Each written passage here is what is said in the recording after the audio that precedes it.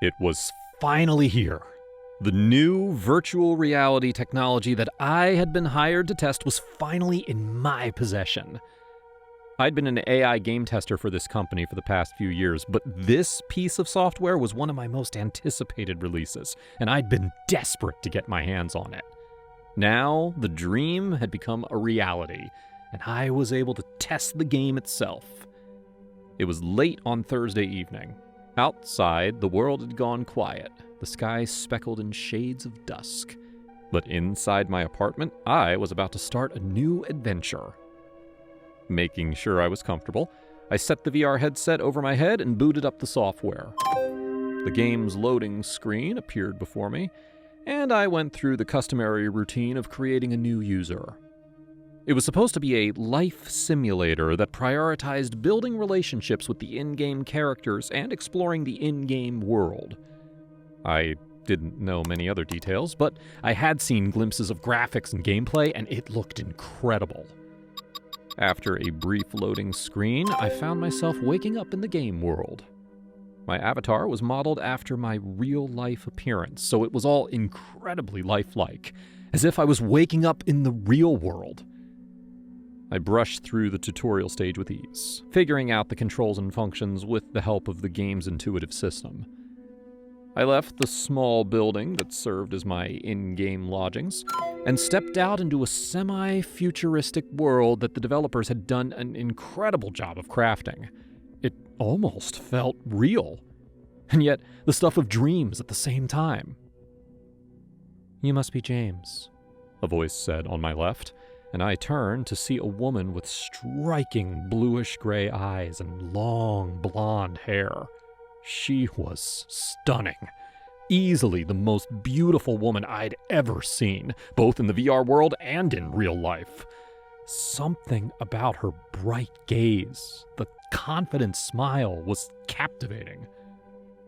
When I realized that she was waiting for me to speak, I quickly cleared my throat and nodded. "Yes, James, that's me," I fumbled, standing up straighter. Even though she wasn't real, I felt like I should at least try and make a good impression. Her smile widened. "I heard you'd be joining us," she said, her hair bouncing across her shoulders as she nodded. "It's good to have you here." Yeah, I'm excited to be here," I said, surprised at how realistic the conversation felt. Like I was talking to a real person, not just an AI program. "Oh, I forgot to introduce myself. I'm Layla," she said, pressing her hand to her chest and giving a pleasant little bow. "Now, allow me to show you around, since you're new." As she showed me around the starting area of the game, I found myself completely and utterly entranced by her. She was humorous and kind and responded to all of my conversation points perfectly.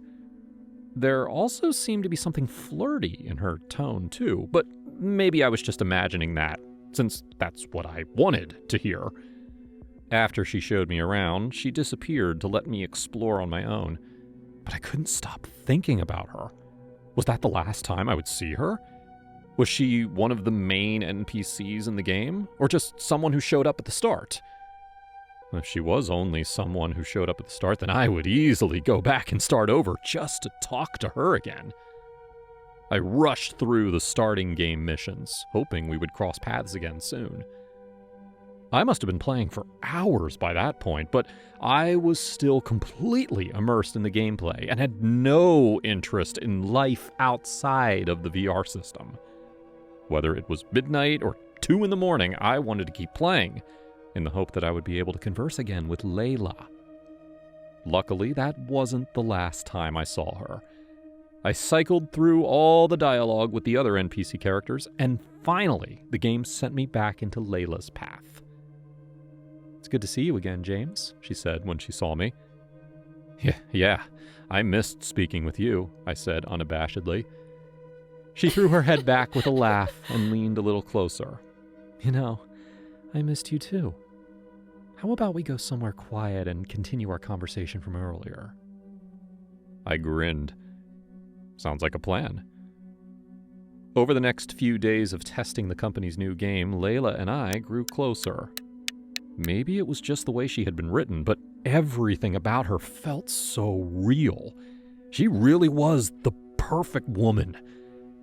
At some point, our relationship must have progressed in-game because the next time I saw her, she started treating me like I was her boyfriend, holding my hand and giggling and flirting like we were the only two people in the world.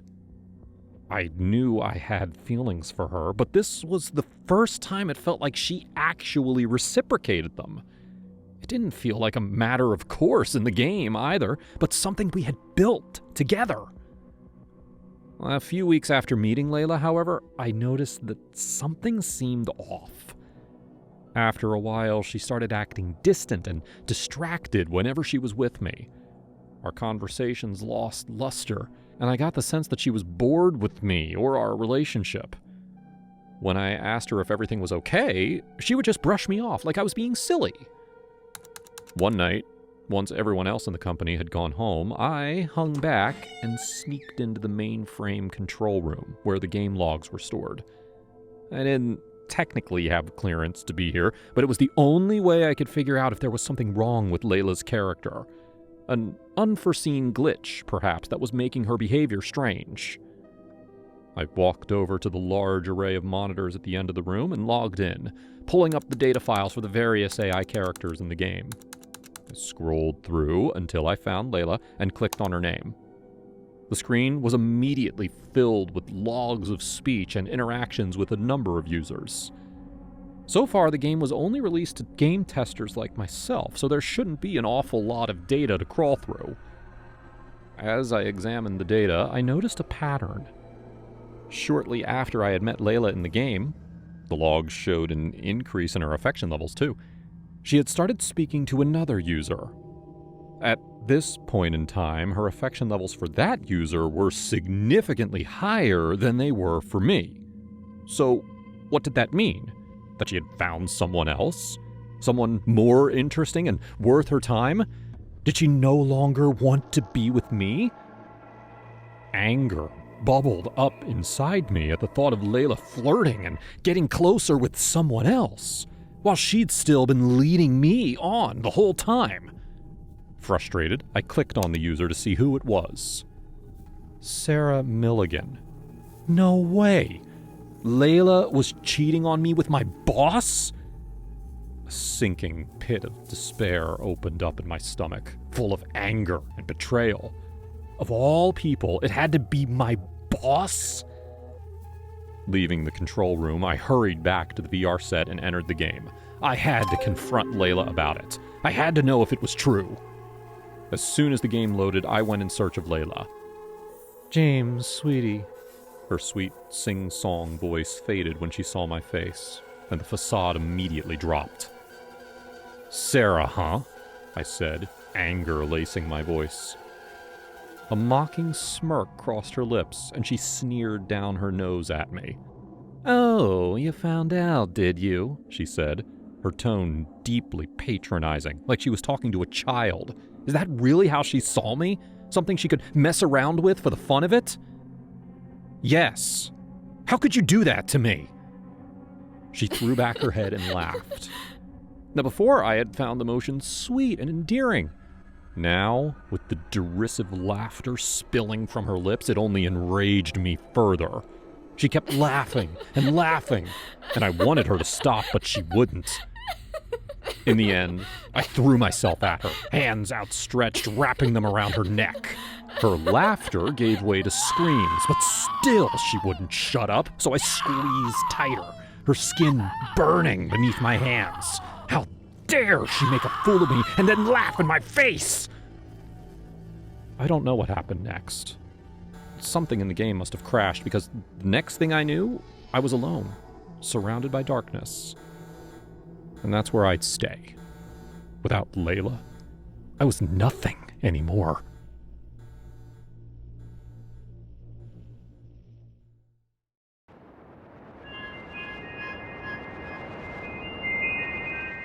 I never believed in the supernatural. Ghost stories were for kids and bored old ladies, but nothing else explains what happened to me that night. It all started innocently enough, just another shift at the clothing store. The place was massive, high-end, filled with racks of designer clothes and those unsettling, realistic mannequins.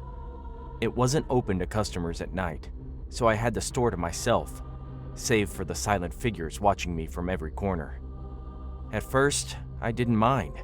I mean, how bad could it be? No one to bother me, a good playlist to keep me company. But after a few weeks, things started to get weird. Little things at first. A mannequin would be facing the wrong way or standing where I knew I hadn't left it.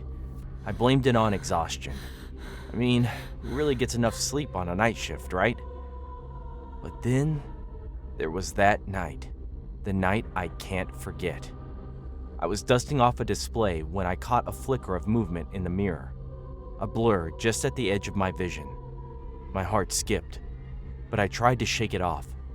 "It's just your imagination, Eva," I told myself. "You're tired, that's all." But I knew something was off. As I walked past the rows of mannequins, I could feel them watching me, their glassy eyes fixed on me no matter where I moved. The air felt heavier, like something was waiting. I brushed it off and finished my work. As I was about to leave, I heard it. The sound of plastic scraping against the floor. Faint but unmistakable. I froze, my eyes darting around. The mannequins were all in place, just as I had left them. Except one. One was closer to the door, its hand reaching out like it wanted to grab something. Or someone. I took a deep breath, forcing myself to laugh it off. "Okay, this is getting ridiculous," I muttered under my breath. But as soon as I turned to leave, I heard it again. Louder this time. A soft, desperate scraping noise. I whipped around and there, in the dim light, I swore I saw a mannequin twitch just slightly. I tried to ignore it, but by the time I reached the door, my heart was pounding in my chest. Just before I stepped outside, I glanced back.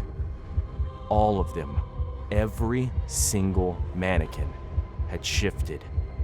They were turned towards me, their lifeless faces blank, but something about the way they were positioned felt pleading. I was done. I locked the door and didn't come back the next night. I told my boss I was sick, but I couldn't stop thinking about it. I mean, there had to be an explanation. Maybe the mannequins were rigged with some kind of motion sensors for theft prevention. Maybe it was all just an elaborate prank by the store security. But a week later, curiosity got the better of me. I went back. This time, I stayed vigilant, watching the mannequins out of the corner of my eye. I didn't see any movement. Not at first. But around midnight, as I was stacking some boxes in the back, I heard it again. The scraping sound, slow and deliberate. When I turned around, the mannequins had moved again, but this time, they were all facing the exit. I was about to bolt when I noticed something strange. The mannequins weren't just scattered randomly around the store anymore. They were gathered around one of the fitting rooms, all angled toward the door like they were waiting for someone or something. Against my better judgment, I approached the fitting room. My pulse pounded in my ears. With trembling hands, I reached for the door handle and yanked it open. Inside was a mannequin. Except this one was different. Its clothes were torn, its hands worn down to jagged plastic, and beneath it, peeking out from behind the pile of fabric, was a skeletal hand. It wasn't the mannequins moving on their own. They were trying to point me to the truth that someone had been murdered here long ago and buried beneath the store. The police were skeptical when I called, but they dug up the fitting room floor. Sure enough, there were human remains hidden beneath the tiles. A missing woman from a cold case that had gone unsolved for years. I quit the store after that. I never went back, not even to collect my things. I wasn't sure what had haunted me more. The fact that all the mannequins had been trying to help, or the fact that they had been watching me, waiting, all along.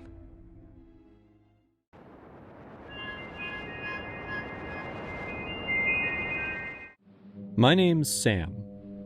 I was an alcoholic for most of my 20s. Just after I turned 30, I hit rock bottom. I lost my house and had to move back in with my mom. She allowed me to stay with her rent-free as long as I joined AA and quit drinking. It was a really hard process, but I slowly got back on my feet.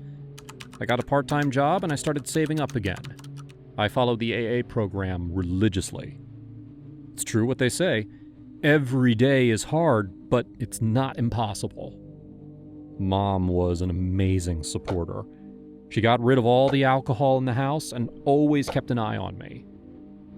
Dad died about 10 years ago, right before I started drinking, and Mom never remarried. Instead, she kind of turned into a player. While I lived with her, she had a constantly rotating line of much younger boyfriends. They rarely lasted more than a week. Honestly, I tried to ignore that part of her life. It creeped me out. No judgment, though. She seemed happy. Then, one night, about half a year after I moved back in, I found a hidden bottle of rum under the kitchen sink. I figured Mom had forgotten about it. I grabbed the bottle and got ready to pour it out, but I couldn't. It was the expensive stuff. I tried calling my sponsor, but she didn't answer. Then I called Mom, but she was off on a date. Without anyone to help me, I fell off the wagon. I don't remember anything after that first drink. When I woke up the next morning, I was lying on the kitchen floor. My head was throbbing, and I'd thrown up on the tile. I was still clutching the rum bottle, but now it was empty. I struggled to stand up. I drank a lot of water from the sink, and then I stumbled into the living room. Unlike the kitchen, which had looked totally normal, aside from the vomit stains, the living room was absolutely trashed. The couch was tipped on its side, and everything that should have been on the coffee table was lying on the floor. What had I done last night? It looked like a fight scene. I looked outside, and I saw that Mom's car was still gone. Whew. Thankfully, she hadn't returned from her date yet. That meant that I had time to clean everything up before she got back. To help me with my recovery, Mom set up some very strict rules, including a zero-tolerance policy toward drinking in her house. If she saw the living room, she'd kick me out. I couldn't let that happen. Very quickly, I scrubbed the kitchen floor. No problem there. Then I started cleaning up the living room, and I realized that I was completely screwed. Mom's antique lamp was broken on the floor, split into 3 pieces. Even if I cleaned up everything else, that lamp was irreplaceable. Starting to panic, I went online and did an image search of the lamp. That brought me to an exact replacement for sale on eBay. It cost me $300, which I didn't really have, but I bought it anyway. I even paid a little extra for next-day delivery. My only hope was that I could clean everything else before Mom got back, and then pray that she wouldn't notice the lamp was missing. Then I could replace it and pretend that last night never even happened. I'd still confess at my AA meeting, but for now, I couldn't let Mom kick me out. After I finished the eBay purchase, I jumped in my car and drove to the hardware store to buy cleaning supplies for the couch. There were some dark stains on one of its cushions. It took me less than 40 minutes to buy everything and come back. But when I returned, I saw that the living room was completely back to normal. No stains on the couch, no upturned furniture. It looked exactly like it had yesterday, aside from the broken lamp. That was just gone. I had no idea what happened. Had I imagined everything?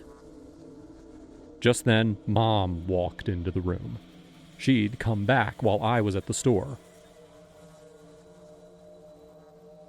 "Honey, what's wrong?" I nervously asked her if she'd cleaned up the living room. She looked at me, but then she said, "Nope, looks exactly the same. Where'd you go this morning?" I could tell she was hiding something. She wore her hair in a ponytail, which she only did when she was cleaning. But why would she lie about cleaning the living room? Unless she knew what I'd done and she didn't want to acknowledge my relapse. I figured the best thing to do was follow her lead and pretend that nothing happened. I really wanted to apologize for the lamp, but I knew she didn't want me to mention it. Things went back to normal after that. We had breakfast together, and then I left for my AA meeting. I told them everything. The other guys in my group were really confused by my mother's actions. Honestly, I was too. With their help, I decided to just come clean to my mom and see how she reacts. I couldn't let this secret get in the way of my recovery. So, that evening, I went back home and I joined Mom on the sofa. She was watching some singing competition on TV. I didn't say anything at first. I was trying to figure out how to broach the subject. Eventually, I decided to start with the lamp. I asked her what happened to it. She laughed nervously. We didn't have a lamp on this table. She was lying again. I had to be more direct. Mom, I know I broke your lamp. I'm so sorry. She grabbed my hand and squeezed it tight. Please don't mention that. Ever again. We shared eye contact for a long moment. Her expression was basically saying, don't tell me about your relapse. So I didn't. We watched the rest of the show, and then the local news started. The top story was about a local murder from the night before. The newscaster showed a photo of a young, blonde man. He looked familiar, but I couldn't figure out why. They said he was bludgeoned to death and then dumped in a landfill. Shards of the murder weapon were found in his skull, but the police didn't have any other leads. They showed photos of the shards, and I recognized them right away. They were pieces of the broken lamp. And the man was one of Mom's many boyfriends. I'd seen them together. I turned toward my mom. She had this devious grin, like she knew she'd been caught. Then she said, well, I guess you deserve an explanation. Slowly, she explained the events of the night before. She was dating the victim, but she found out that he was seeing other people. Rather than give him up, she killed him in the living room. He put up a struggle, but she eventually finished him off with the lamp. Then she told me the most disgusting part of her plan. She knew I was in the house, and she didn't want me to be a witness, so she planted the rum bottle where she knew I'd find it. She even added sleeping pills to the alcohol to ensure I'd be knocked out. Everything went according to her plan, except I woke up while she was off disposing the body. She thought I'd sleep in longer. She never expected me to see the trash living room, but I did. And now I knew that she was a murderer. Mom, you have to turn yourself in. No, she answered, smiling. I'm never going to get caught. And even if you go to the police, you're an alcoholic. No one's going to believe you. I disposed of the lamp, so there's no other evidence. You've got nothing. I wanted to throw up again. My mother was gloating. She was basically daring me to call the police. So I did. Mom sat across from me and let me do it. An officer arrived 15 minutes later, and I breathlessly explained what Mom had done. Mom stayed silent while the officer wrote everything down. Then he asked Mom for her statement, and she told him that I was an unstable alcoholic with a history of hallucinations. She picked apart my story, which did sound ridiculous, even though it was true. The officer believed her completely. He looked at me with annoyance and asked if I had any evidence to back up my story. I didn't. The officer apologized to my mother and started to leave. He warned me against lying to the police. And then he was gone. See, Mom said, I got away with it. Seeing that this was my last chance, I raced outside, shouting for the officer to stop. And that was when I noticed the eBay package on my porch. The replacement lamp had arrived. I had completely forgotten about it. I grabbed the box and handed it to the officer. Mom disposed of the real murder weapon, but this should be an exact match. Mom's in jail now, awaiting trial. If it weren't for my eBay purchase, she'd still be walking free.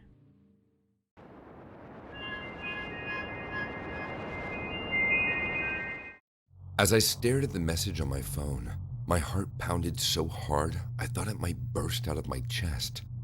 I felt the room spinning around me, my vision blurring with tears of betrayal. The words, clear and brutal, etched into my mind. I can't get over her. She's my favorite person to talk to. This wasn't just any post. It was a confession from my boyfriend about his feelings for another woman. The woman he'd known longer than he'd known me. The woman who lived far away, and yet somehow had taken a hold of his heart. 3 years, almost 4, gone in an instant. I had poured everything into this relationship, sacrificing my time, my money, and my sanity to keep him happy. He didn't have a job. His family treated him horribly. My parents, especially my mom, understood and supported our relationship, even when I had to foot the bill for our dates. My dad, although reluctant, wanted me to be happy. And now, all that effort seemed like a waste. His heart apparently belonged to someone else. I knew I had to comfort him, but anger boiled inside me. I wanted to lash out, to make him feel the pain he caused me. But I had to be smart about this. I had to know more. "Hey babe," I said, trying to keep my voice steady as I walked into the living room where he was lounging on the couch. His phone was on the coffee table, and I could see him tense up as I approached. "Hey," he replied, glancing at me with those eyes that once were filled with love. Now all I saw was deceit. "Can I borrow your phone for a second? Mine's dead. I need to check something." I made my request sound casual, but inside my heart was racing. He hesitated, and that hesitation told me everything I needed to know. Sure, just give me a minute."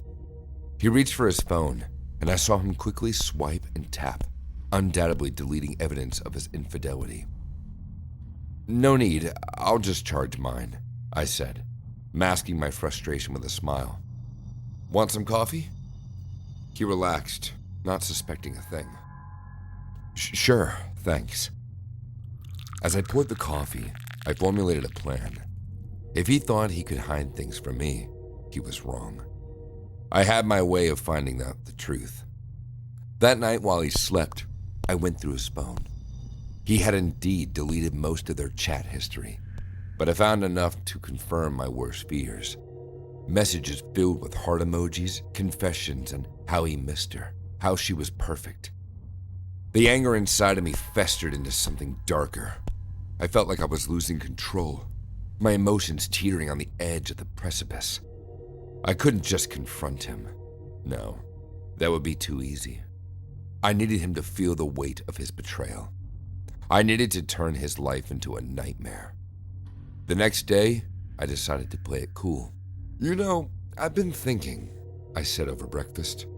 "We should go on a little trip, just the two of us, somewhere we can reconnect." His eyes lit up, and I almost felt sorry for him. Almost. "That sounds great. Where do you want to go?" "How about a cabin in the woods? Just us, nature, no distractions." He agreed, and I could see that he was excited.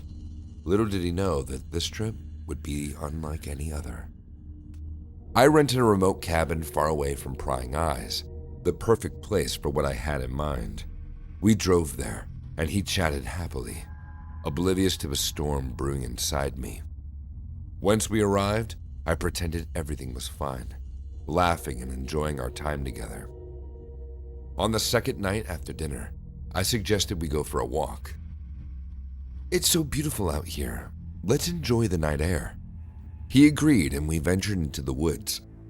The moonlight cast eerie shadows, but I felt strangely calm. This was it, the moment I was waiting for. As we walked deeper into the forest, I stopped. "I need to tell you something," I said, my voice trembling with a mixture of fear and excitement. He turned to me, concern etched on his face. "What is it?" I know about her. I know you love her. I said, my voice starting to break. I've seen the messages. His face paled. It's not what you think. Don't lie to me, I screamed, my voice echoing through the trees. I've given you everything, and this is how you repay me? I'm sorry, he whispered, tears streaming down his face. I didn't mean to hurt you. Sorry isn't enough, I said, my voice cold and detached. You need to understand what it feels like to be betrayed. Before he could react, I pulled out a small knife I had hidden in my jacket. His eyes widened in fear as I approached him. Please, don't. But I didn't listen. I was beyond reasoning, beyond mercy. I slashed at him, and he stumbled back, clutching his wound. Blood seeped through his fingers, and he fell to the ground, gasping for breath. I loved you, I said, tears streaming down my face. I loved you so much, and you threw it all away. As he laid there, struggling to breathe, I felt a twisted sense of satisfaction. He had to pay for his betrayal. I watched as the life slowly drained from his eyes, feeling the dark pleasure from his suffering. When it was over, I buried him in the woods, covering my tracks meticulously. No one would find him out here. It would be like he vanished into thin air. The deed was done, and now I could move on. Weeks passed, and no one suspected a thing. I played the grieving girlfriend, worried about her missing boyfriend. The police searched but found no leads. It was the perfect crime. But guilt has a way of creeping up on you. At night, I would hear his voice, see his face in my dreams. The weight of what I had done bore down on me, and I began to unravel. I drank to numb the pain, but it only made things worse. One night, I sat alone in my apartment, drowning in my sorrows, and there was a knock at my door. I opened it to find a police officer standing there. Ma'am, I need to ask you some questions about your boyfriend's disappearance, he said. My heart raced, but I kept my composure. Of course, officer. Anything to help find him. He stepped inside, and as he did, I saw a figure in the shadows. It was her, the woman that he had loved. She looked at me with a knowing smile. Hello, old friend, she said. I think we need to talk.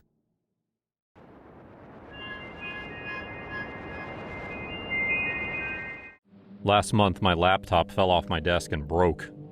It was a couple years old, so I figured that I should just buy a new one. Unfortunately, I didn't have much money in my bank account, so I couldn't afford anything new. I went on Amazon, but everything was out of my price range. Eventually, I just went on Craigslist to see if there were any used laptops that were within my budget. Didn't take me long to find the perfect computer. It was only a year old and had barely been used. I called up the seller, a woman named Martina, and she gave me her address. I drove straight to her apartment to look at the computer. She was extremely friendly. She told me that she was going through a divorce, which meant that she was selling off all her ex-husband's things, including the computer. I got a little skeptical at first because the computer wasn't really hers to begin with, but she assured me that everything was fine and the sale would be final. She showed me the laptop, and everything worked perfectly. It already had all the important apps downloaded. I spent a couple of minutes noodling around the computer, and once I was happy with everything, I paid her the money and left. Back home, I uploaded all my important docs onto my new computer. I spent a couple of hours catching up on my work, and then closed the laptop and went to bed. Hours later, I woke up to the sound of footsteps outside my bedroom door. Someone was walking inside my house. Slowly, I pushed myself out of my bed and walked toward my door. I took a deep breath and pushed it open. A man dressed all in black stood in the dark living room. He was rifling through my stuff, as if he was looking for something in particular. He looked up at me with a completely blank expression. Then, he looked past me, through the open door of my bedroom. His eyes widened. Whatever he was searching for, he must have seen it in my room. Without saying anything, he raced toward me. Before I could react, he pushed me hard against the doorframe and dove into my room. I was terrified, of course, but everything was happening so fast. I didn't have time to think. I spun around and grabbed him from behind. Then I wrestled him to the ground. In the process, his head struck the side of my bed frame. He instantly collapsed onto the ground. He didn't lose consciousness, but he was woozy, and a trickle of blood oozed down the side of his head. He stumbled back to his feet, glared at me one more time, and then stumbled out of the room. I watched as he reached the front door and ran out of the house. I took a second to catch my breath, and then called 911. The officer on the phone asked me if I had any enemies, but I couldn't think of anyone. Then, he asked if there was anything of value in my house. That's when I thought about the laptop sitting on the table next to my bed. That must have been what he was after. It wasn't all that valuable, but maybe it had something important saved in one of its folders. Maybe Martina's husband was the intruder, trying to steal it back so he could cover up something. It seemed like a far-fetched idea, but it was the only explanation that made sense. If you ever saw my house, you'd know that there was literally nothing of value for robbers to take. I knew I should have told that to the police dispatch, but I didn't. I figured it would be better if I did the detective work myself, so I ended the call. That was the biggest mistake of my life.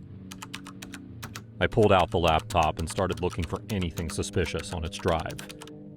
It didn't take me long to find a single folder saved in the Downloads tab. It was labeled Camera. I opened the folder and found a series of videos taken from security camera footage outside Martina's house. The footage was black and white and grainy, but it clearly showed Martina by herself. She looked around nervously, as if she was up to something. And then a man appeared in the footage. He approached her, they talked for a second, and then he grabbed her. They started making out sloppily, and then Martina took his hand and guided him back inside the building. Clearly, they were going to hook up. If the man who snuck into my house was her real husband, well, then this was proof that Martina was cheating on him. I had all the answers I needed to show the police. But for some reason, I decided to keep watching the footage. The saved file was hours long, so I started fast-forwarding through the footage. Based on the timestamp, it looked like Martina's lover snuck out 2 hours after he arrived. Then Martina left right after. The footage did not look good for Martina. But then something else happened. About 3 hours later, according to the timestamp, another figure appeared on camera. This was Martina's husband, the man who was just in my house. And he wasn't alone. He had another woman with him. They held hands and giggled together as they walked into the house. I couldn't believe it. I just found evidence that they were both cheating on each other. No wonder the husband was desperate enough to steal my computer. Martina had told me how messy their divorce had gotten, so this footage must have been extremely valuable to both of them. Now, in a situation like this, the wise thing to do would be to hand off the footage and stay out of it. But I had a better idea. I decided to blackmail them both. I waited until the morning and called Martina, telling her that I had evidence of her husband's affair that I could give to her for $5,000. She was furious, but she agreed to wire me the money. I sent her a shortened chunk of the footage, and she sent me the money. Then I spent the next few hours tracking down information on her husband. I found out his name, Thomas, and his phone number. I called him and offered him the same deal, $5,000 for proof of Martina's affair. He resisted at first, but I told him that if he didn't pay me, I'd tell the police about how he'd broken into my house. He grumbled for a bit and then gave in. And just like that, I'd gotten $10,000. I felt very proud of myself. Unfortunately, this wasn't the end of the story because 2 weeks later, after I'd spent all the money, Both Martina and Thomas appeared at my doorstep. I was shocked to see them together. I asked them what they wanted, and they pushed their way inside my house. Thomas shoved me onto the couch. They both stood over me, explaining that my blackmailing scheme had somehow reunited them. They were both so angry at me for taking their money that they were able to get over all the anger they had for each other. They'd called off the divorce and were now united under a new cause, to get revenge against me. I thought it was a joke until Martina pulled out zip ties and duct tape. I didn't know what revenge plan they had, but it didn't look good. While Thomas kept me pinned to the couch, Martina got the zip ties ready. Moving as fast as I could, I shoved Thomas to the side and jumped off the couch.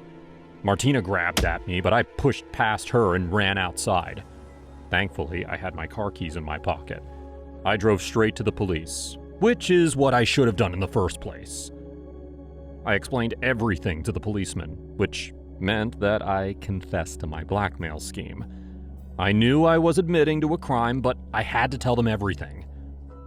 The policeman kept me in a holding cell while other officers went to my house to find the couple.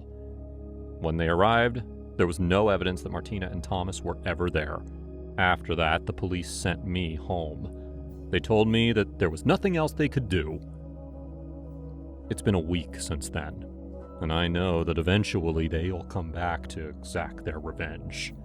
It's only a matter of time. I never should have blackmailed them.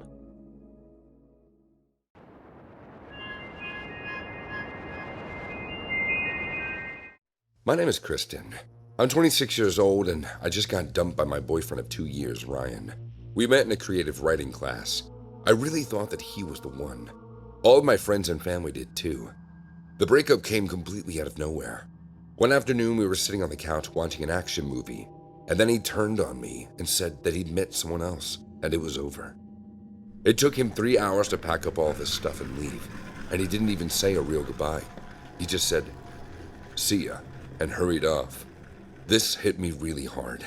Not only did I lose the love of my life, but all my friends and family loved him too.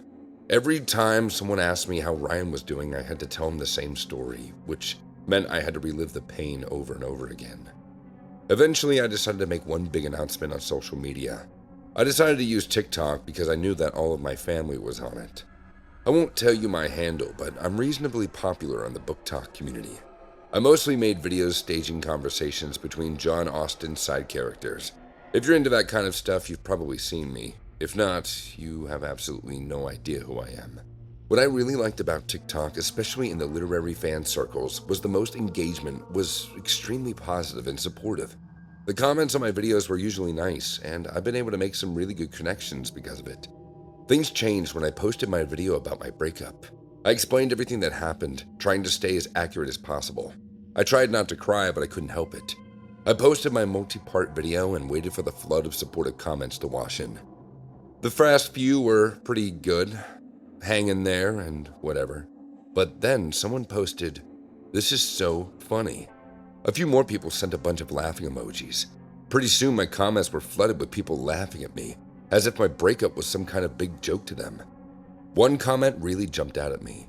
It was from a woman named Beth, another book talk influencer, and she wrote, "This is a creative way to talk about love matters most. Good job." Love Matters Most. You probably recognize the title. It's one of those chick lit books from a while back that everyone went bonkers for. I never read that kind of stuff, so I didn't really understand what she was talking about. I closed my TikTok and did a quick search on Love Matters Most. It took me to the wiki page, which had a pretty thorough synopsis of the novel.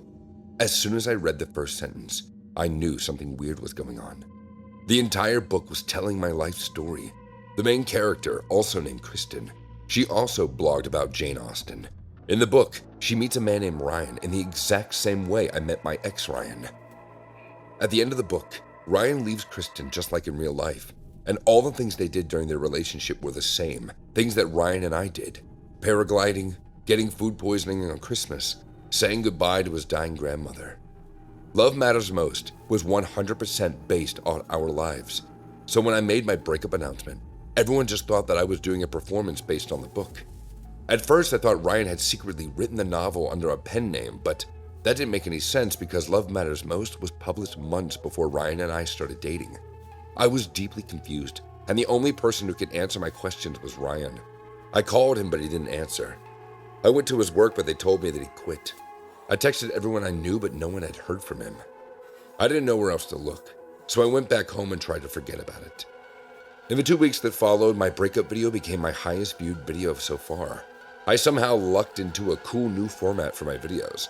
From then on, I started posting really tearful, emotional book videos from the point of view of the main characters. It really worked for me, and that's all I do on my channel now. I've got more subscribers than ever. Despite that, I was still deeply frustrated. I thought about Ryan constantly, wondering how our relationship could be so similar to that book that neither of us read. 8 months after the breakup, I finally got my answer. A letter appeared in my mail inviting me to a movie premiere. It was for a documentary, but it didn't say the name. I had nothing better to do, so I decided to go. I was still single and felt a bit lonely. There wasn't a big red carpet or anything. I presented my invitation and sat in the back row of a completely empty theater. When the movie started to play, Ryan's face appeared on the screen, but he didn't introduce himself as Ryan. He said his name was George, and he spoke with a British accent. On the screen, George explained that he was going to take the absolute trashiest, best-selling novel he could find and see if he could recreate it in real life. He chose Love Matters Most, took on the persona Ryan, and then went out to find a real-life Kristen. That's how he found me. I watched in horror as the film showed footage of us meeting in our creative writing class. The scene played out from all angles. There must have been hidden cameras everywhere in that classroom. The rest of the film was more of the same. George would give a little interview, then I'd see footage of my life. He'd hidden cameras and microphones everywhere when we were still dating, including our bedroom. The worst part was watching him break up with me through the camera that must have been hiding behind my couch. That was the last scene in the movie, followed by one more interview with George. He was gloating about how his experiment worked and how he was able to recreate a crappy paperback nearly perfectly. The credits rolled and George, walked to the front of the stage. With his real accent, he apologized for having to trick me. "But you have to admit, we made a great film." I didn't say anything. He handed me a contract to sign, explaining that he couldn't release the film without my permission. I ripped up the contract and left. Since that moment, I haven't thought about Ryan once. I finally moved on.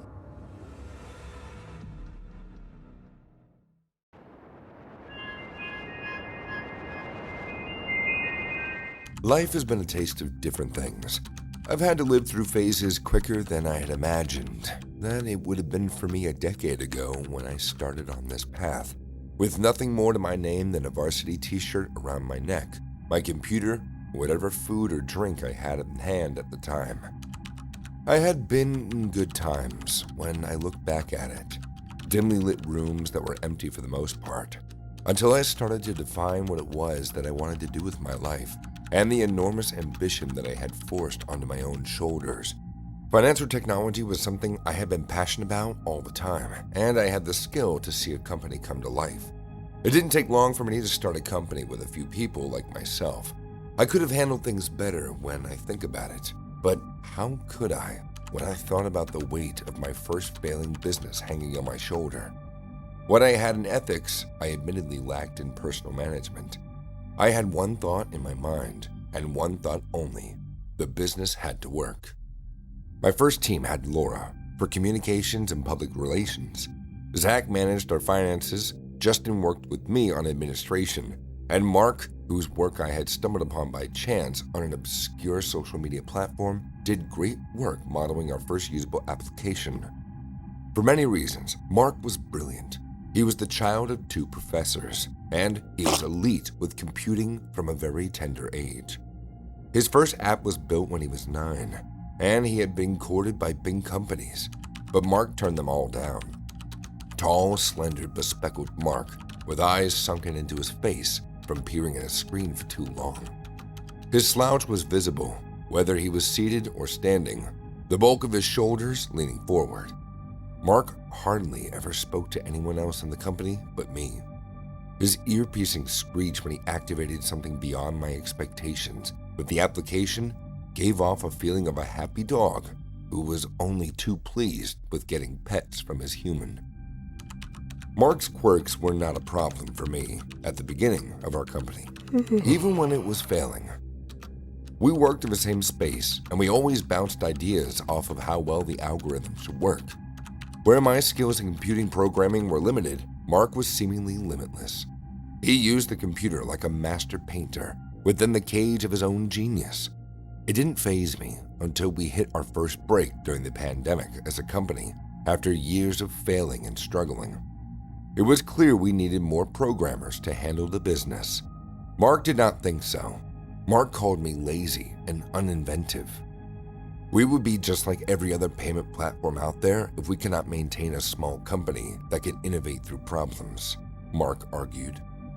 I didn't think so. We were expanding regardless. He said it was a pandemic effect, and expanding would cost us too many processes and too little time for execution. And I told him I didn't want to argue with an employee as to how best I saw fit to run my company. He was visibly hurt, just was I. I'd never seen him as pale as much as he was, his eyes blank and his features motionless.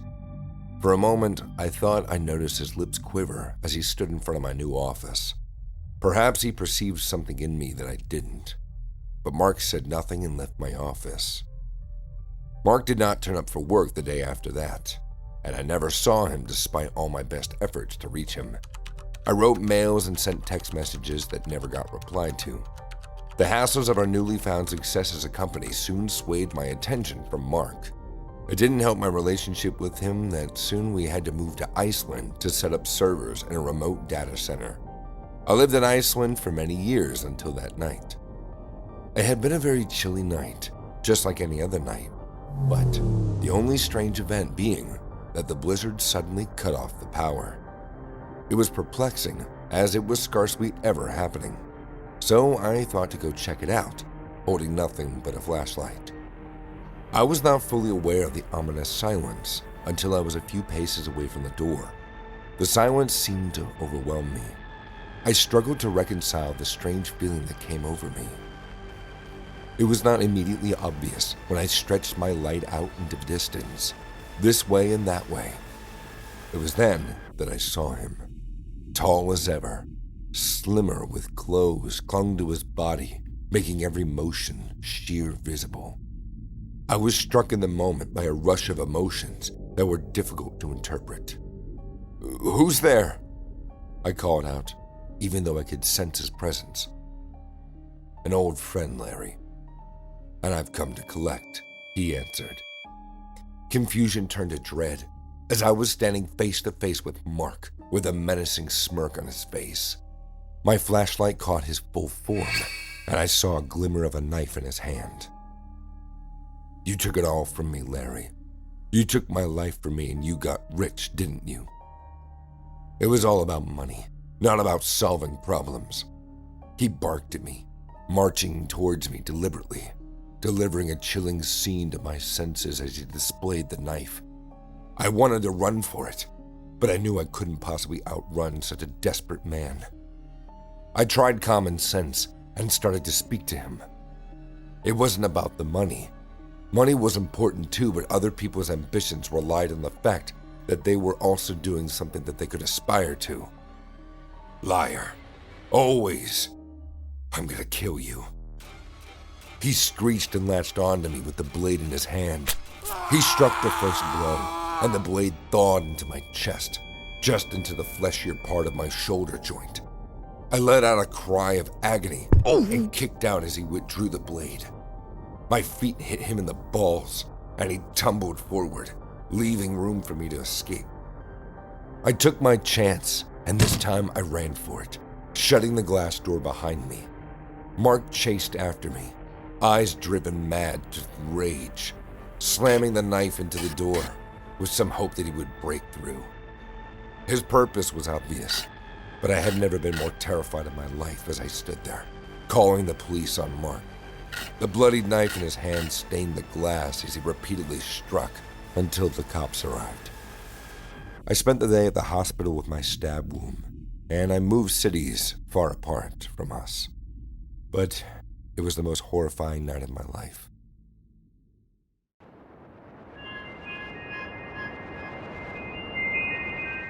I never imagined it would come to this. Staring at my computer screen late at night, eyes bloodshot and tired, I hovered over the submit button on a website promising to find me the perfect date for $500. The idea felt ridiculous, but desperation has a way of pushing you into places you'd never go in the light of day. At 30, I was still a loser by most standards. Never been on a date, never held a girl's hand in anything but a friendly context.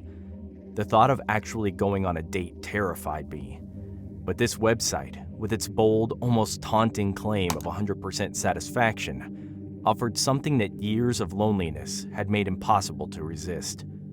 So, I filled out the form with what little I knew about my own preferences. Brown hair, blue eyes, tall with a slim build. I wasn't much of a talker, so I asked for someone who could carry the conversation. A real chatterbox. Maybe someone a bit self-centered. Someone who wouldn't mind the fact that I might struggle to string together coherent sentences. After all, I just wanted to sit back and be part of something normal for once. The confirmation email came almost instantly, like it was waiting for me. Your perfect date is scheduled to arrive at 7 p.m. tomorrow. A chill ran down my spine, but I forced myself to focus on the anticipation, not the fear. For the first time in my life, I was going to have a date. The next day was a blur. I went through the motions at work, my mind entirely elsewhere. What would she be like? Would she really look like the woman I described? By the time I got home, I felt sick with nerves, but also something else. Something darker. Lust? Maybe. But it was mixed with a sense of dread that I couldn't shake. 7 p.m. came faster than I'd expected. I was dressed in my best, though that wasn't saying much, and had spent the last hour pacing around my small, cluttered apartment, wondering if I should have at least cleaned up a bit. Too late for that now. The knock at the door was soft but deliberate. My heart pounded in my chest as I opened it. She was perfect. More perfect than I had imagined. Her brown hair fell in soft waves over her shoulders, her blue eyes sparkled with a mischievous glint, and she was tall. Taller than me, even in the flats she wore. Her slim figure was wrapped in a simple yet elegant dress that accentuated every curve. "Hi," she said, her voice melodic. She smiled, but something about it seemed off. Too perfect, maybe. "You must be Michael." Yeah. Hi," I stammered, stepping aside to let her in. She moved with a fluid grace that made me feel clumsy in comparison. As she walked past me, the scent of jasmine filled the air. I couldn't help but stare. But as I did, a nagging feeling tugged at the back of my mind. Something wasn't right. "So, what do you like to do, Michael?" she asked, her voice breaking through my daze. I don't know," I muttered. "I don't really go out much." She laughed, a light tinkling sound that made my skin prickle. "That's okay. We can stay in." Her words were casual, but the way she looked at me made it clear she wasn't asking. It was like she was reading my thoughts, knowing exactly what I wanted, even before I did. We sat on the couch, and she started talking about everything and nothing. I tried to listen, but her voice, her presence was overwhelming. My thoughts spiraled, a mix of excitement and fear. She was too perfect. Every move, every word was tailored to what I had described, but it felt manufactured. Then she touched my hand, and the room seemed to darken. I looked into her eyes, and for the first time I noticed how cold they were. The warmth, the spark. It was all an illusion. "Are you okay?" she asked, her voice now laced with concern, but I could hear the undercurrent of something else, something sinister. But before I could respond, the doorbell rang, loud and jarring in the tense silence that had settled between us. I jumped up, heart racing. Who could that be? "Expecting someone else?" she asked, a dangerous edge in her tone. I shook my head, backing away from her as I moved toward the door.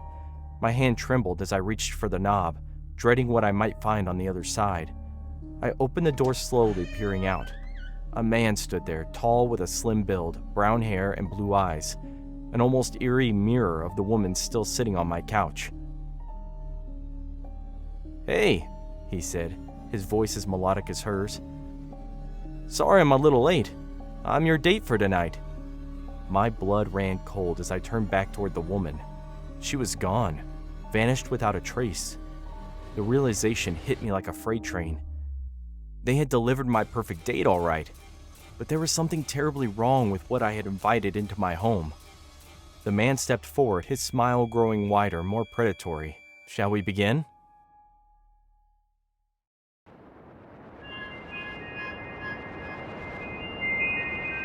I woke up to the sound of shuffling in the hallway. At first, it was faint, barely a whisper of movement. But it grew louder, more distinct. I lay there, heart racing, trying to make sense of it. It was Robbie, again. Robbie had been in a car accident last year. Since then, he hadn't walked, at least not during the day. From the waist down, he was paralyzed. But at night, something else happened. He would rise from his bed, eyes wide open but distant, his legs, useless by day, somehow carrying him down the hall, sleepwalking. I didn't know whether to call it a miracle or a curse. The first time I saw it, I thought I was dreaming. There he was, standing, swaying, as if the world had given him back his legs for a moment.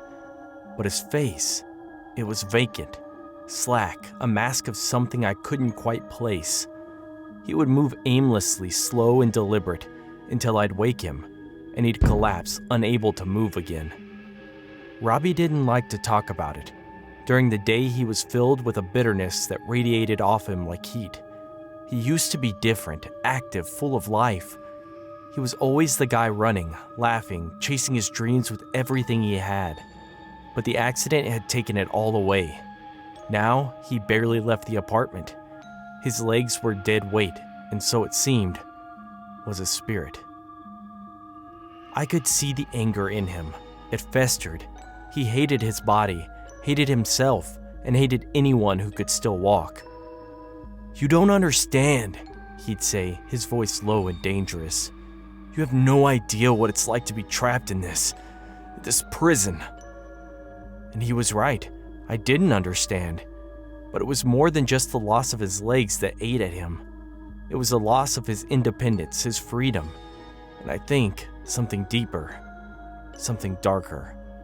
One night, the shuffling sound was louder than usual. I got out of bed and crept down the hall, trying to be as quiet as possible. There he was, standing in the middle of the living room, his back to me. The moonlight filtered through the blinds, casting long shadows across the floor. Robbie wasn't just sleepwalking this time. He was moving with purpose. His hands reached out in front of him, fingers twitching, as if grasping for something I couldn't see. "Robbie?" I whispered, but he didn't respond.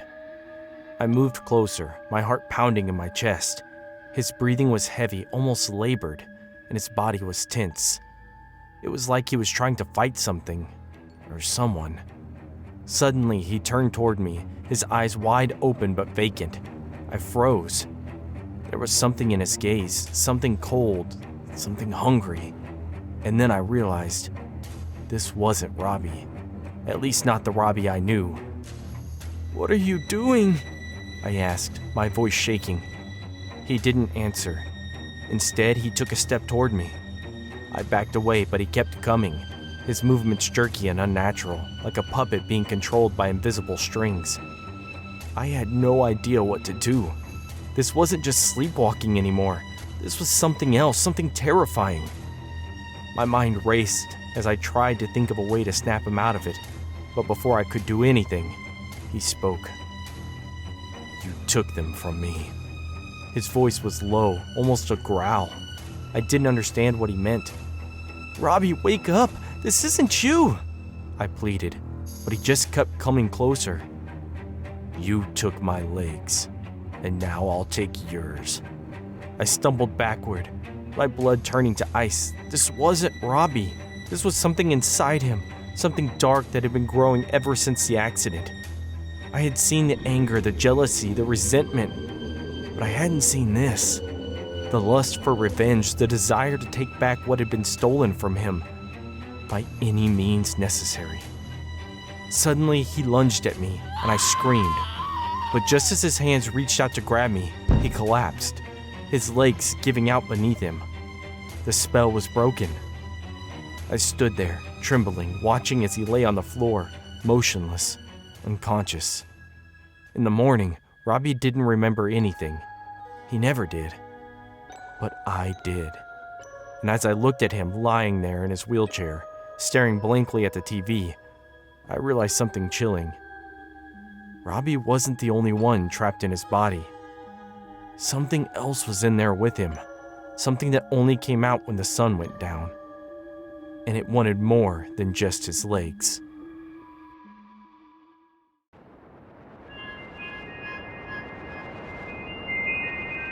I've been in love with photography since my high school photography class. I took it begrudgingly because I needed an art credit, but I quickly fell in love with it. Something about capturing a breathtaking moment and being able to share it with others excited me. I don't do it professionally, but I did consider it. Instead, I decided it's best just as a hobby. I usually photograph landscapes. Up until I bought the camera, I just used my iPhone since the quality was impressive. My mom was the one who suggested I take the leap and buy a real camera. She's always worried about my lack of hobbies, so she encourages me to invest in what I enjoy. I'm stingy, so I usually shrug off this type of advice, but this time I listened. I started watching TikToks about photographers and how they use their cameras. It inspired me. My mom told me she thought eBay might be a good place to buy one at a reasonable price. I scoured the internet and did all the research until I found the exact model I wanted, a Canon EOS 90D DSLR with an 18 to 135mm lens. This way, I could take smaller pictures and large landscapes. I started looking around online, and my mom was right. I found one on eBay for about half the cost of a new one. I looked at the seller's history, and there was none. The name looked like it was auto-generated. I assumed they just made the account to sell the camera only, and I placed a bid. No one challenged me, so before I knew it, I got an email confirming my purchase and telling me the camera should take 10 business days to ship. It's kind of embarrassing, but I checked the mail every day until it came. I was so excited. After a week, there was a package in my mailbox. I ripped through the cardboard and bubble wrap to reveal the Canon camera, gleaming under the dim light of my living room.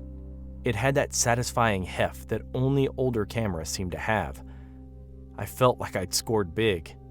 The memory card was still inside, an old SD card, smaller in storage than most people use these days, but I figured the previous owner probably forgot to remove it. Curious, I decided to check out the pictures. Who knows, maybe I'd find some cool landscapes or candid street shots. I powered up the camera and navigated to the gallery. The first few photos were random shots of city streets, park benches, and a cat sleeping on a windowsill. But the next image made my stomach twist. It was a photo of a man, probably in his early 30s, sitting at a bar. His face was caught in a moment of surprise, eyes wide, mouth slightly open. The image was grainy, the lighting bad, but there was something off about it. Something about his expression that made me feel like I shouldn't be seeing this. I clicked the next photo. Same bar, different angle. This time the man's head was slumped forward on the bar, a thin stream of blood trickling from his temple. My heart raced as I stared at the screen. Was this a joke? Some sick prank? I clicked through the photos rapidly. More images of the same man, but now his body was on the floor, limbs splayed out unnaturally, blood pooling beneath him. I felt like I was in shock. My stomach was twisted in knots, but something compelled me to keep looking through the SD card. There were a few more normal photos before I was introduced to a pretty blonde woman in a park. The photos started at a distance and slowly got closer and closer to the woman, until there was another shocked, up-close portrait. The woman looked angry. The next photo was her lying on the ground face down with a little blood on the grass around her head. The photos progressed until her body was shoved in a trash bag. Seeing her limbs mangled and crowded in a bag caused the knots in my stomach to rumble. I ran to the bathroom to vomit. My head hung over the toilet frozen as the gravity of what I was seeing hit me. These weren't just creepy photos. These were pictures of an actual murder. I felt bile rise in my throat. Who the hell had I bought this camera from? I slammed the camera down and jumped on my laptop, immediately logging into eBay. I pulled up the seller's profile, only to be met with an error message. User does not exist. How could they have deleted their account so quickly? It had only been a week since I bought the camera. I had to take this to the police. I didn't bother calling because I needed to show the cops what I was looking at. It was the only way they'd take me seriously. I grabbed the camera and my keys and headed out to my car. I drove to the nearest police station, speeding the entire way. When I pulled into a parking spot, my phone buzzed in my pocket. It was a text from an unknown number. The message was short. "You're next." I stared at the message, unable to move. Whoever had taken these photos knew I had the camera. They knew where I lived. My hand shook as I typed a reply. "Who is this?" The response came almost instantly. "Doesn't matter. I'm close." Another message popped up. "Do you think the cops can save you?" My heart pounded against my chest. I could feel sweat forming at my hairline. I didn't respond and rushed into the station. With haste, I approached the front desk. "I need to talk to someone about a murder," I blurted out. The lady cop sitting at the front desk could see my urgency. "Can you tell me a little bit about it so I can know who to direct you to?" I kept looking over my shoulder as I recounted the story to her, telling her about the images and the text. She nodded and said, "Let me get you Detective Lowry." She picked up the phone and said a quick few words, and then led me back to Lowry. Lowry was an older gentleman with white hair and a strong mustache. He must have had decades of experience. "Sit down, son," he instructed me. I sat beside his desk. "Tell me about these murders." I told him the same story I had told the lady cop at the front desk. Lowry listened intently and nodded, so I knew he was paying attention. I pulled out the camera and showed him the images. He furrowed his brow in concern. "Listen, son, you did the right thing coming here. Unfortunately, there isn't much we can do since we can't confirm that these murders happened locally. You said you bought this off eBay, and that you don't know where the potential killer is located?" I nodded my head. "What I can do is have a protective detail stationed outside your house in case whoever texted you comes around. How does that sound?" "Sounds better than nothing," I responded. "If this person rears their head, we'll get them. Am I bait?" Lowry shrugged. "You're all we can go off of. Whether you want it or not, someone is watching you. We're doing what we can to protect you, and if you turn out luring this murder out into the open, I see it as us seizing an opportunity. Are you okay with that?" "I guess I have to be." I gave Lowry my address and left the station. Right as I stepped outside, I felt my phone buzz again. "Do you think a detective will save you?" My eyes leered at the smiley face. Whoever this person was, they were sadistic. I looked around and saw no one paying attention to me. I scurried to my car and drove back to my home. When I pulled up to my complex, there was already a cop car stationed outside. Right when I entered my apartment and closed the door behind me, I heard a thud and felt a dull pain at the back of my head. My knees went weak, and everything went foggy as I fell to the ground. When I opened my eyes, I heard snaps of a camera. They were bright, blinding flashes. I heard a man laughing. My hands were bound behind me. I was tied to a chair. I looked around. I was in my apartment. There was a man with a camera pointed at me, taking pictures. His hands with the camera dropped to his waist, revealing his face. He was a greasy man of about 40. He barely had any hair, and he combed it over his bald scalp to make it look like he had more than he did. It was doing the opposite of what he wanted. His teeth were yellow, and he had beady brown eyes.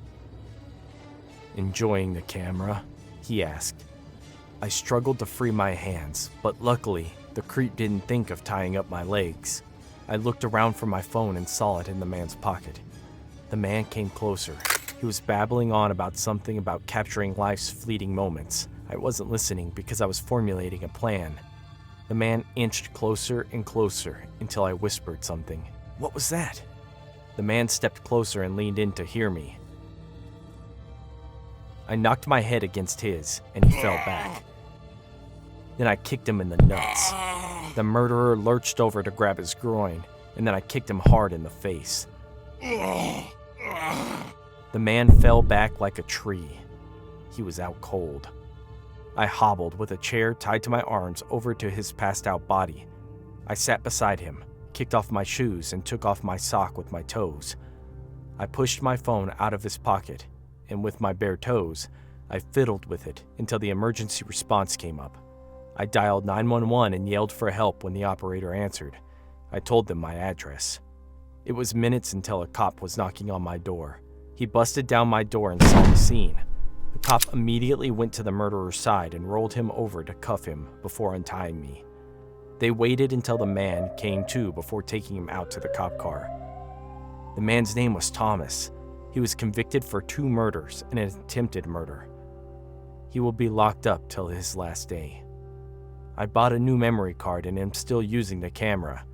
It took me a while before I had the courage to leave its bloody past behind and use it. Looking back, I'm happy I bought the camera. Someone else may not have been so lucky.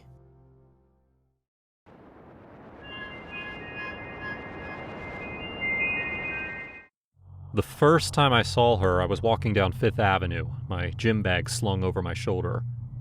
Her eyes, dark and piercing, locked onto mine, and for a fleeting moment, I felt like the center of the universe.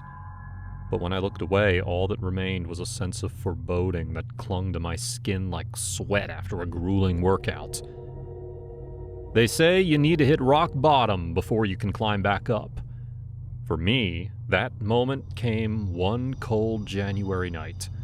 I just turned 30, and my reflection in the bathroom mirror revealed a face I no longer recognized. My cheeks were hollow, my skin sallow, and my eyes, once vibrant and full of dreams, were now dull and lifeless. I was tired of being ugly, single, and lonely, so I decided to change. I started working out religiously, paying close attention to my diet. Protein shakes, chicken breasts, and green smoothies became my staples. I took better care of my hair and hygiene, investing in expensive grooming products and following a strict routine. I forced myself to go outside more, pushing through the anxiety that clawed at my chest. Slowly but surely, I began to see progress. My muscles grew firmer, my skin cleared up, and I no longer recoiled at my reflection. But despite all my efforts, the self-loathing never fully dissipated. I was still ugly, at least in my own eyes. Yet I didn't hate myself as much as before. Baby steps, I told myself. One day, after an exhausting session at the gym, I decided to treat myself to a coffee from the new cafe that had opened across the street. As I stood in line, I noticed a woman sitting alone by the window. Her presence was magnetic, and I couldn't tear my eyes away. She was beautiful in an unconventional way, with sharp features and an air of mystery that intrigued me. When our eyes met, it felt like a jolt of electricity shot through my body. She smiled, and I awkwardly returned the gesture before quickly looking away. I picked up my coffee and headed toward the door, but her voice stopped me. "Hey, you look like you could use some company," she said, her tone light and inviting. I hesitated for a moment, then nodded. Sure, why not? Her name was Eva, and from the moment we started talking, I was captivated. She had a way of making me feel seen, truly seen, in a way no one else ever had. Over the next few weeks, we met regularly.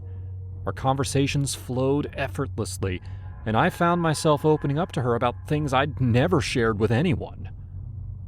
One evening, as we sat in a dimly lit bar, Eva leaned in closer.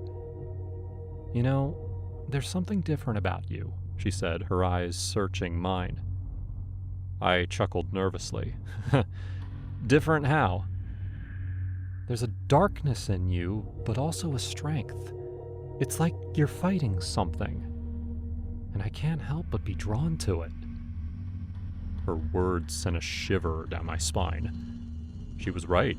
I was fighting something, but I couldn't put it into words. Not yet. Instead, I shrugged it off and changed the subject. As our relationship deepened, I started noticing odd things about Eva. She had a way of disappearing for days without explanation, and when she returned, there was always a haunted look in her eyes. I tried to ignore it, convincing myself that everyone had their secrets. Then came the night that changed everything. Eva and I were walking through Central Park, the air crisp and the city lights casting eerie shadows on the path. She seemed unusually quiet, her gaze fixed on the ground. "Is everything okay?" I asked, gently squeezing her hand. She looked up, her eyes filled with a mixture of fear and determination. "There's something I need to tell you," she whispered. "Something you might not understand." Before I could respond, a figure emerged from the darkness, lunging at us with a knife. Instinctively, I pushed Eva behind me and grappled with the attacker. The struggle was brief but intense, and I managed to disarm him, pinning him to the ground. Eva stepped forward, her face pale. "You don't understand. This is all my fault." "What do you mean?" I demanded, adrenaline still coursing through my veins. Tears welled up in her eyes. "I've been running from my past, from people who want to hurt me. And now I've put you in danger too." As the police arrived and took the assailant away, Eva's words echoed in my mind. I couldn't abandon her, not after everything we'd been through, but I needed answers. Over the next few days, Eva revealed the truth. She had been involved with a dangerous group, and they were after her because she had something they wanted, something that could expose their crimes. She had been on the run for months, and in me she had found a temporary refuge. The realization hit me hard. I had fallen for a woman who was a magnet for danger.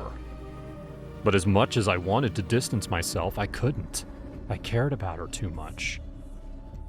We decided to confront her past head-on. With the evidence she had, we went to the authorities, hoping they could protect us. It was a risky move, but we had no other choice. In the weeks that followed, our lives were a whirlwind of police interrogations and constant vigilance. But through it all, Eva and I grew closer. The danger that surrounded us only strengthened our bond. And slowly, the pieces of my shattered self-esteem began to fall into place. One night, as we sat in my apartment, exhausted but hopeful, Eva turned to me. "You know, you've changed," she said, her voice soft. I smiled, feeling a warmth spread through me. "So have you." We shared a quiet moment, the weight of our journey lifting just a little. For the first time in years, I felt a glimmer of happiness, a sense of belonging. I wasn't ugly or unworthy. I was strong, resilient, and capable of love. The threat eventually subsided, and life began to return to some semblance of normalcy. Eva and I continued our relationship, but with a newfound appreciation for each other and the strength we had discovered within ourselves. One evening, as we were packing up to move to a new city for a fresh start, I found an old photograph tucked away in one of Eva's books. It was of her, but with a man who looked eerily familiar. My heart raced as I realized he was the attacker from the park. Confronting her, I demanded an explanation. Tears streaming down her face, Eva confessed that the man was her brother. They had been part of the criminal group together, but she had decided to turn against them when she realized the extent of their atrocities. Her brother's attack was a desperate attempt to silence her before she could expose them. It was a revelation that shook me to my core. But instead of driving us apart, it made our resolve stronger. We had both faced our demons and come out the other side, scarred but not broken. With the truth out in the open, Eva and I moved to a small town, far from the chaos of the city. We built a life together, one filled with trust, love, and the promise of a brighter future. The darkness of our pasts no longer held us captive. I continued to work on myself, but this time with a new perspective. I wasn't striving for perfection or seeking validation from others. I was learning to love myself, flaws and all. And with Eva by my side, I knew I was no longer alone in the journey. In the end, it wasn't about being ugly or beautiful. It was about finding someone who saw the real me and loved me despite my imperfections. And in that love, I discovered the strength to face any challenge, knowing that together we could conquer anything.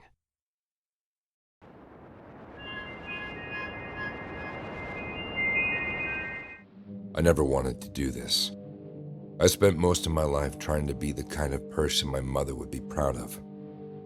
But sometimes, life twists you into something unrecognizable, something dark and violent, and you find yourself staring at your reflection, unable to comprehend the monster you've become.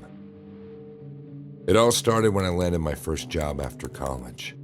Freshly minted with a degree and loaded with optimism, I joined a prestigious marketing firm in the heart of the city. At first, the excitement of a new career masked the underlying rot that permeated the office walls. But as the weeks turned into months, the shine wore off, and the ugly truth revealed itself. Our CEO, Mr. Harding, was the embodiment of everything wrong with capitalism. He was a greedy, manipulative tyrant who saw his employees not as people, but as tools to be exploited for his own gain. I'd sit in meetings, watching him spew corporate jargon with a slimy grin, all while the rest of us struggled to keep up with the unrealistic demands placed upon us. The job quickly consumed my life. I'd wake up at dawn, drag myself to the office, and work until the sun had long gone. My weekends were no better. The constant ping of work emails haunted me, even in my supposed time off. My health deteriorated, my relationships crumbled, and relentless shimmering rage began to build within me. One night, as I sat alone in my dimly lit apartment, drowning in my sorrows and cheap whiskey, I stumbled upon a server on Discord. The posts were a mix of rants, dark humor, and occasionally detailed plans of rebellion. I became a regular, finding solace in a collective hatred shared by the members. But there was one post, one user in particular, who stood out to me. He went by the name Reckoner. His words were sharp, filled with a burning intensity that resonated deeply with me. We started chatting privately, sharing our mutual disdain for the system that enslaved us. He introduced me to others who felt the same, and slowly, an idea began to form. "We need to send a message," Reckoner typed one night. "Not just words, something that will make them truly understand our pain." The idea of finally doing something, of striking back at the source of my misery, was intoxicating. Reckoner proposed a plan that was as bold as it was dangerous. We would target Mr. Harding, not with violence, but with exposure. We'd uncover and release the dirty secrets of his empire, showing the world what the true cost of his greed was. It started with hacking into Harding's personal email. Reckoner was a genius with computers, and within days, we had access to a trove of incriminating evidence. Emails detailing illegal deals, exploitation, and worse. We meticulously compiled everything, creating a dossier that would, well, ruin Harding's reputation and bring his empire down. The night we chose to act was perfect. The air was crisp, the sky clear. Reckoner and I, along with a few others from the forum, met in person for the first time. We sat in a small, dimly lit room, and the weight of our actions were pressing down on us. "Are we ready?" Reckoner asked, with his eyes scanning the room. There were nods in agreement. With a sense of determination, we began the process of releasing the information. We hacked into Harding's social media accounts, posting the dossier for all to see. Within minutes, the posts went viral. I watched the chaos unfold from my apartment, my heart pounding with a mix of fear and exhilaration. News outlets picked up the story, and soon, Harding's name was plastered across every screen. The public outrage was immediate and overwhelming. But as the hours passed, my exhilaration turned to dread. Harding's response was swift and brutal. He had powerful connections, and it wasn't long before he tracked us down. One by one, my fellow conspirators went silent, disappearing without a trace. Fear gripped me as I realized that I was next. I spent sleepless nights watching my door, every creak and shadow sending my heart racing. I knew I couldn't run forever. Then, one night, there was a knock at my door. My blood ran cold. Slowly, I opened it, and there were two men in suits, their expressions cold and menacing. "Mr. Davis," one of them said to me, his voice like ice. "You need to come with us." They took me to an undisclosed location, a sterile room with bright lights and no windows. Harding himself was there, sitting behind a desk, his face twisted in anger. "You think you can ruin me?" he snarled. "You had no idea who you were dealing with." For hours they questioned me, threatened me, tried to break me, but I refused to give in. I clung to the belief that what I had done was right. In the end, they let me go, but not without a warning. "Disappear," Harding said, his voice dripping with menace. "Or next time, you won't be so lucky." I took his advice. I changed my name, moved to a small town far away, and tried to rebuild. The fear never fully left, but over time it dulled. I found a job, made new friends, and slowly the nightmare of my past began to fade. Years passed, and one day I received a letter. It was from the Reckoner. He survived too, and continued to fight from the shadows. The letter was filled with hope and encouragement, a reminder that the battle against injustice was far from over. I smiled as I read his words. Despite everything, we made a difference. Harding's empire had never fully recovered, and the world was a little bit more aware of the corruption that lurked beneath the surface. In the end, it wasn't the system that destroyed me. It was my own actions. But I found redemption in the fight for justice, and I stood in the warm sunlight of my new home, realizing that maybe, just maybe, there was still hope for the world.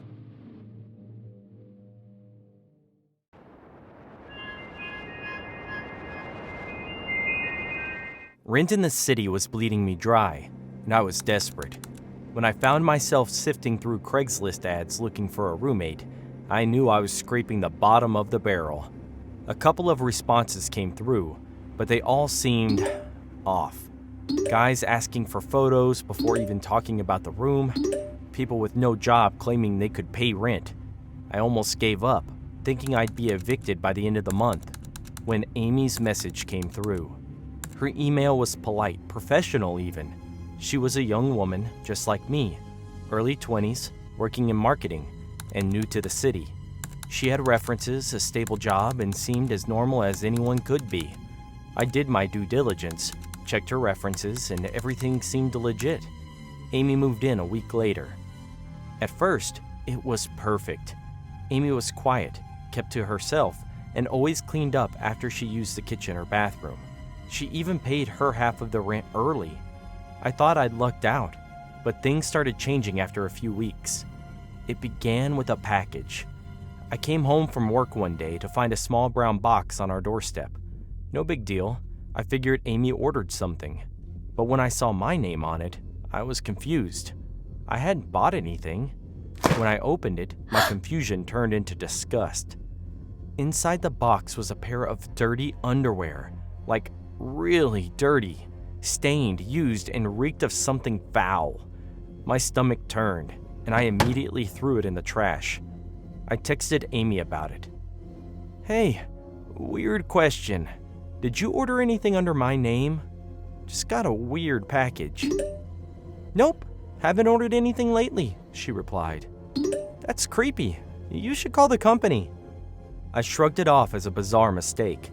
Maybe someone had messed up an address or it was just some sick prank. But then another package came. This time, it was addressed to both me and Amy. And inside, a moldy sandwich and a clump of hair. Real human hair tied together with a dirty string. I showed it to Amy, and she looked genuinely disturbed. "That's disgusting," she said, her face pale. "We should report this. Someone might be targeting us." We filed a complaint with the post office and left it at that, but the packages kept coming, each one stranger than the last. One was filled with chewed up gum stuck to photos of me and Amy, taken from inside the apartment. Another had a creepy broken doll with both our names carved into its chest. Each time, Amy would get more anxious, more scared, urging me to talk to the landlord or the police. One night, I couldn't sleep. I kept thinking about how someone knew where we lived, knew intimate details about us. The thought kept gnawing at me, and the pieces didn't fit together. I decided to search Amy's name online again, just to double check. That's when everything unraveled. Amy didn't exist. The name on the references she gave me? Fake. The company she claimed to work for? No record of her employment. Even the so-called friends she listed as references had no idea who I was talking about when I tried to call them back. Suddenly, it all made sense. The creepy packages, the personal details. Amy wasn't a victim. She was behind it all. The next morning, I confronted her. "Who the hell are you? Really?" I asked, my voice trembling with both anger and fear. She didn't flinch. Instead, she smiled, cold and calculating. "I was wondering when you'd figure it out," she said, her voice smooth and controlled. "But it's too late now." Before I could respond, Amy was out the door, disappearing down the stairs before I could process what was happening. I ran to her room, my heart pounding, and found it completely empty. No clothes, no belongings. It was like she had never even lived there. The police couldn't trace her. Everything about her was fake, a ghost of someone who never existed.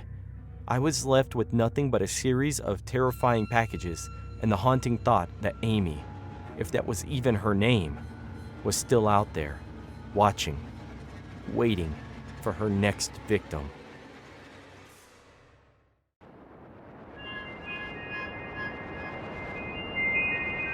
"Stop dawdling and get that luggage up the stairs!" I called behind me, with a sigh as my new husband struggled to carry 2 very small suitcases up the plush carpeted staircase. Honestly, he looked so pathetic with the sweat beading his brow and soaking through his shirt. If he couldn't even manage something like this, why did I bother marrying him? "Sorry, they're very heavy," he gasped, pausing to take a breath. I rolled my eyes, cringing as a few other guests shot him a concerned glance. We were only a couple of hours into our honeymoon, and he was already making us look like idiots in front of everyone. I really didn't see why my family liked him so much, or why I had agreed to marry him in the first place. "Would you like some help there, sir?" a voice said, and I glanced up to see a man, quite a few years younger than me. Tall and broad, with dark hair and a handsome face, offering to take the luggage off my husband's hands. "We can't keep that lovely lady waiting all day, can we?" he said with a wink that made my cheeks blush. That was how I should be treated on my honeymoon. "I can manage," my husband insisted with a frown, and I rolled my eyes again. "Honestly, Jack, just let the nice man help you," I said, flicking hair out of my eyes to get a better view of him hoisting the suitcases easily into each arm. "Lead the way," he told me with a charming smile, and I giggled as I led him to our hotel room, leaving Jack to trudge along behind us, looking sour. It was his fault for not managing such a simple task in the first place. The handsome young man set our bags down in our honeymoon suite and shot me a wink as he told me to have a nice trip. As long as I'd be seeing more of him, I was sure I would. "That was mean, you know," Jack said once we were alone in our hotel room. "You didn't have to show me up like that." I waved away his concerns. "Oh, it was just a little bit of lighthearted fun. Don't worry, darling. Now, shall we go down and enjoy the pool?" Jack sighed, rubbing his eyes. "I'm a little jet-lagged from the flight. I think I'd like to take a quick nap first. Then we can go down." I sighed. "You're such a bore. Well, if you don't mind me getting a head start..." "I do, actually," Jack said. "It's our honeymoon. We're supposed to do things together." I gave him a short look. "You're the one who wants to go for a nap on our honeymoon," I said, using the same tone of voice. "If you'd rather stay here, that's fine, but I'm ready for a swim." I grabbed my towel and sun hat and flounced out of the room before he could utter another complaint. I wasn't going to let my honeymoon be ruined by a boring husband. As I had hoped, the young man from earlier was down by the pool. He introduced himself as Damien, and we spent the next couple of hours flirting with our legs in the water, sipping on cocktails and enjoying the sun. We got on so well, I almost forgot I was supposed to be on my honeymoon with someone else. By the time midday rolled around and Jack still hadn't shown up at the pool, I told Damien I'd better check on my ridiculous husband, and promised I'd see him again later. Because what was a honeymoon for, if not a bit of fun? I headed back up to the hotel room and knocked on the door, since I'd forgotten to take a key with me. When I didn't hear any movement inside, I cursed. Jack had probably gone down to the bar for a drink and locked me out. I flagged down one of the staff and got them to let me inside the room, and was surprised when I saw Jack wasn't downstairs. He was still lying in bed. That lazy oaf. Hadn't he heard me knocking? I angrily called out his name, rolling my eyes when he didn't respond. He was such a deep sleeper, it could be impossible to wake him sometimes. I walked over and shook his shoulder, but he still didn't stir. When I touched his cheek, his skin was hot and feverish, and sweat beaded his brow. Had he fallen sick, of all things, on the first day of our honeymoon? Muttering under my breath, I pulled back the cover and screamed as something small and dark scuttled out from my husband's shirt. It was some kind of bug with a dark carapace and far too many legs, and it disappeared beneath the covers as soon as I let out a screech. I turned my gaze back to Jack, his skin slick with sweat and his breathing heavy and raspy. When I slowly peeled up his shirt, there was a nasty red welt on his ribs, yellow pus oozing out of the wound. It smelled rancid, and I recoiled in disgust. Had the bug bitten him? I almost wanted to laugh at how pathetic it all was. Only Jack would manage to get bitten by some exotic bug on the first night of our honeymoon. It was like he set out to ruin things for me on purpose. Honestly, I didn't deserve this. Shaking my head, I left Jack where he was and went back downstairs, spending the rest of the day having fun with Damien, because he was the only one who was treating me the way I should be treated on my honeymoon. I was sipping drinks with Damien in the hotel's lounge on the second evening of mine and Jack's honeymoon when a very flustered-looking hotel receptionist came to find me. She gestured to speak in private and informed me in a very somber manner that they had found my husband dead in our room upstairs, from an apparently very poisonous insect bite. It took me a moment to register her words, and a sharp, bitter laugh escaped my lips, making the receptionist recoil in surprise. I swear, that man sure knows how to ruin a woman's honeymoon.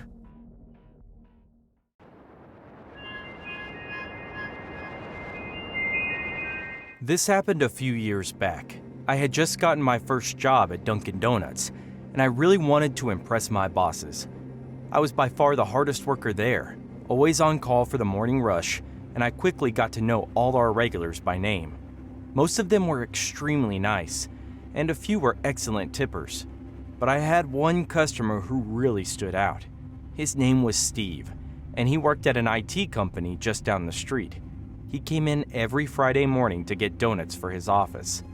Steve was usually polite, but he always seemed so stressed out. When I tried to ask him about work, he literally got shaky.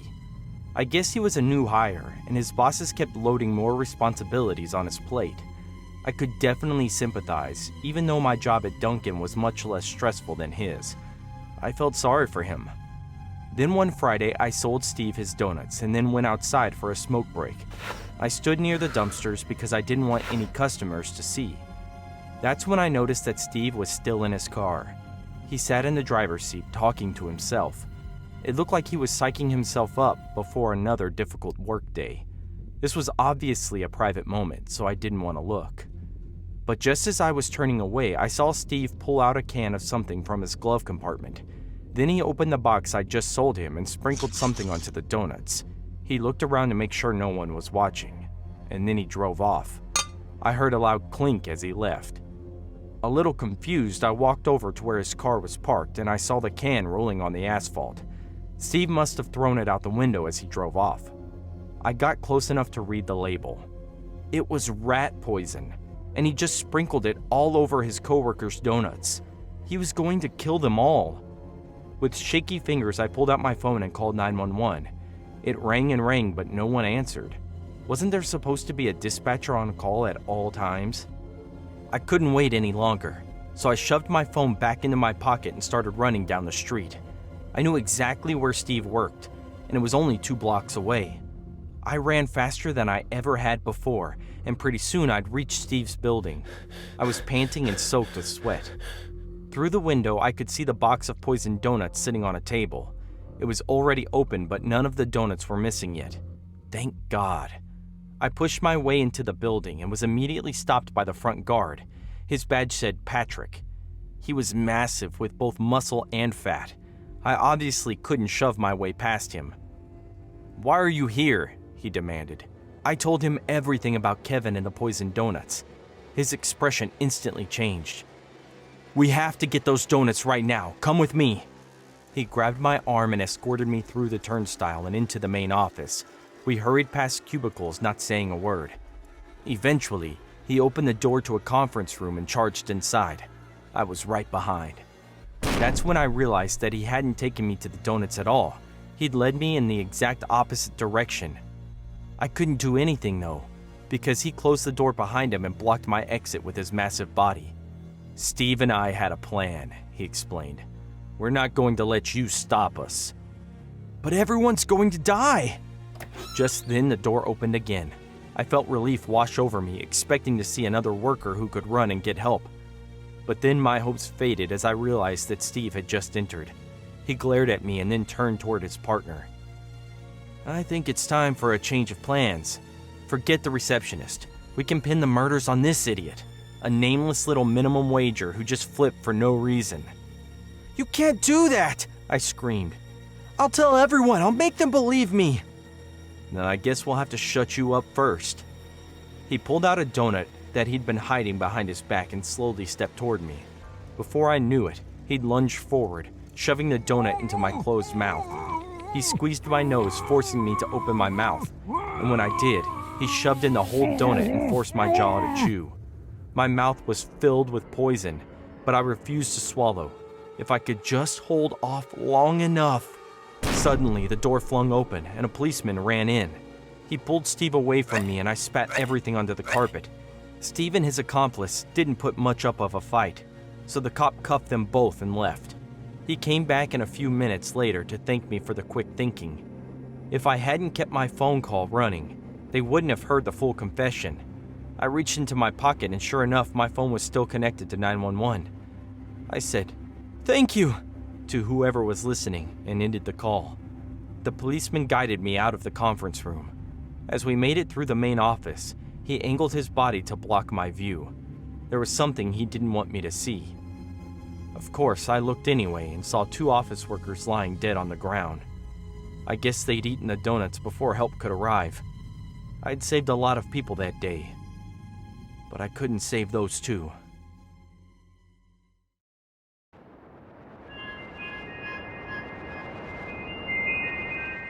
The first body was found by old Mrs. Callahan, who was out walking her dog by the lake early one morning. I remember her voice shaking on the phone as she told me about the blood and the eyes. No eyes. I'll never forget that. It's not something you'd expect to hear on a quiet Tuesday morning in a town where the biggest excitement is the annual chili cook-off. By the time we found the second body, I knew we were in over our heads. A jogger had stumbled upon it, dumped unceremoniously behind the abandoned sawmill on the outskirts of town. Same story. Eyes gouged out, signs of a struggle, and that unmistakable aura of fear lingering in the air. Our small police station, ill-equipped for handling anything beyond the occasional DUI, was suddenly thrust into a nightmare we couldn't wake up from. "Chief, I've never seen anything like this," Officer Daniels muttered as we examined the second crime scene. He was a good cop, but young, barely out of the academy. His hands trembled as he held the flashlight. Fire patrol's on way. "None of us have, Daniels. Stay focused," I replied, though I wasn't sure if I was telling him or myself. The media got wind of it almost immediately. Reporters swarmed the town like vultures, and the townsfolk weren't far behind. Panic spread faster than we could contain it. I spent more time calming hysterical citizens than doing any real investigating. And then the third body turned up, and everything changed. The third victim wasn't just another missing person. It was Sarah, the pastor's daughter, a girl everyone knew and adored. She had been missing for just a week, her disappearance raising concern but not alarm, until now. Finding her like that, her lifeless body propped up against the old church doors as if placed there deliberately, hit everyone hard. It felt personal, like the killer was sending a message. "Who the hell is doing this? And why?" Daniels asked, his voice barely above a whisper as we stood by the church that night. "Someone who's been here all along," I replied, a sickening realization dawning on me. It had to be someone who knew the town, someone who could move around without raising suspicion. I spent sleepless nights poring over old case files, trying to find any connection between the victims, any clue we might have missed. The town was small enough that everyone knew everyone, but in some ways that made it harder. Faces I'd known my entire life suddenly seemed unfamiliar, and suspicion turned neighbor against neighbor. It wasn't until I revisited the sawmill that the pieces began to fit together. I remembered something from years ago. An accident that had claimed the life of a young man, the son of a factory worker named Tom Riggins. Tom had blamed the town for his son's death, convinced that they'd covered up the faulty equipment to save face. He left town soon after, vowing revenge, but I never thought he'd actually come back. I returned to the station, my heart pounding. "Daniels, get the team. We're going to Riggins' old place," I ordered, my voice steady despite the turmoil inside me. When we arrived, the place was deserted, but it reeked of rot and decay. We searched every room, every corner. And then, in the basement, we found him. Tom Riggins, hunched over a makeshift altar, surrounded by newspaper clippings of the victims. He didn't resist when we arrested him. In fact, he smiled. A hollow, lifeless grin that sent shivers down my spine. "Justice," he murmured as they led him away. "Justice for my boy."